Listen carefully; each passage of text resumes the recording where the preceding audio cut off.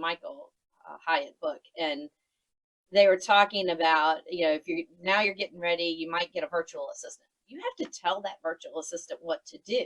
And if you haven't really thought about it and written it down, how do you know what to tell them so that they perform in a way that you expect them to perform, right? And give you the results you're hoping. That's good. So in your mind, you know it. I know how to do it. But you have to formulate a plan on how you're going to communicate. That's really good. And give them the details that they need to be able to execute it in the way you would expect it to be executed by yourself, right? So it's finding those roles and responsibilities, finding those empowerment points for them. It is really requires a small business owner to formalize their business. And I think one of the things, sometimes that's what slows a person down, Mm-hmm. because I would do it, but now I got to slow down and stop the document to teach all these things to the person, and now I'm not doing what I normally do. Right. And so as a propreneur, right, I came out of being a professional consultant for 20 some plus years. And so I started my small business doing what I already knew how to do. And I'm billable today. Even today, I still do, a large portion of billable work because that's what brings in the revenue. Well, now to participate in the chamber and, doing DEI or empower people, or to now bring in on board a new employee, I have to have enough capacity. So I need to make sure I've already made enough revenue, saved up enough money, whatever it is, because now I'm working non-billable time to build. That's an investment. I hadn't thought about that. And you have to, so there, I would say, don't be scared of hiring an employee, but make sure you've done your due diligence, that you've prepared that path for them. It's a strategic move. Right, on the mic is here. Stacie is with us. Amy as well, talking Chesterfield Chamber, but not just that, but business in general. So, Amy, over the course that we've talked, I always talk to you about culture. And I do, and because Capital L House has a certain culture.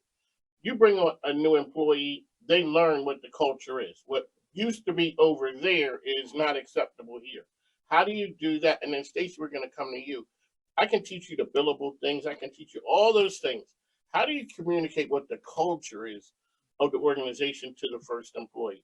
Amy? Well, first you lead by example. I mean, that's your leadership, and your leadership style can be different from place to place, and different staff members will react differently depending on what that is. But we have a very thorough onboarding orientation, going over the policy manuals and handbooks and expectations, and where the company came from, so that they have an idea of how we got to where we are now. I think is also very important and speaks a lot to who Capital Ale House and Fest Beer Garden are as a business and part of the community. And part of our culture is, we do a lot for the community. We do a lot of community outreach, and I think that is a big pillar for us as well. Stacie, there you go. I mean, to me, it would seem like the easy part is the nuts and bolts. How do you get that done? This is what we do. The culture part seems to be finding the right person who gets it, who sort of fits the culture, and then explaining to them, not just this is what we do, that this is how we do it, and the why. Right. So I would agree. The fit is very important, having worked in a few different consulting firms, and one of them being social entrepreneurship based firm. And that was important because you had to have a fit of a mindset of somebody who wanted to do something for the community and felt that value. It wasn't just all about the money, right? Mm-hmm. Making the dollar. For my company, it's very important that the people I work with or bring on have had small business experience. Either they've worked in a very small business or they've owned one. You need to understand the pain points of that customer base.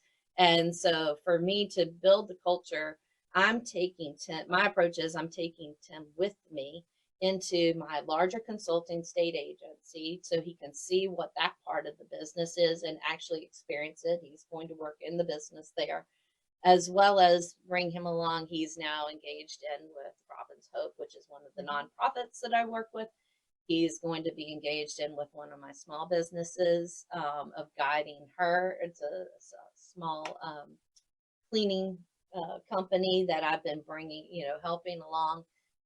But to really learn how to engage and understand what characteristics and how the empathetic component of that is important. The importance of relationship building first, and then understanding what the customer needs, customizing solutions for their needs, and setting a path that will work for that customer.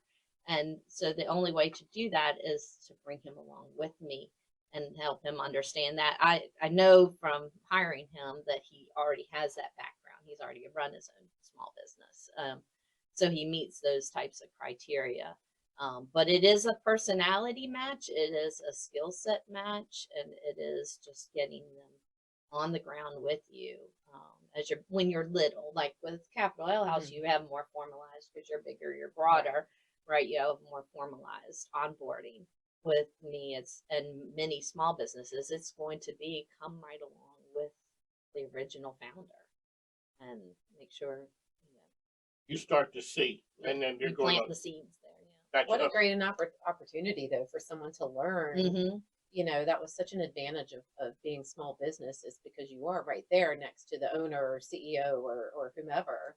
And learning all the things that is invaluable. Well, and one of the taglines I used to, mantras, I guess is better, is the journey is just as important as the destination.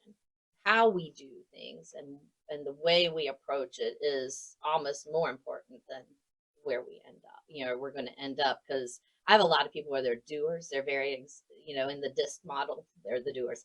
Get it done. Let's go. Yeah. Let's just get it done. And I'm like, no. We need to get it done right the first time. Yeah. So